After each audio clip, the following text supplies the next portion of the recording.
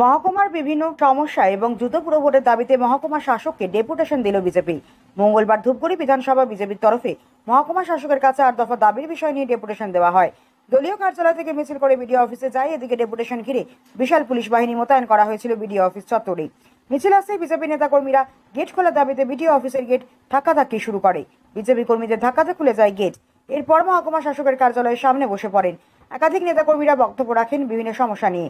বিজেপির অভিযোগ, খাতা কলমে ধূপগুড়িকে মহকুমা ঘোষণা করা হয়েছে, কাজের কাজ কিছু হয়নি। হাসপাতালের পরিষেবা বেহাল।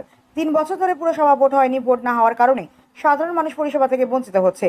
দ্রুত ভোট করাতে হবে। সরকারি জায়গা দখল হয়ে যাচ্ছে। প্রশাসনকে ব্যবস্থা নিতে হবে। এর পাশাপাশি বিভিন্ন অঞ্চলে উপসংঘ নির্বাচন করার দাবি জানানো হয়। এদিকে ডেপুটেশন দিয়ে বিজেপির তরফে জানানো হয়, দ্রুত সমস্যার সমাধান না হলে বৃহত্তর আন্দোলনে নামা হবে বলে হুঁশিয়ারি দেওয়া হয়েছে।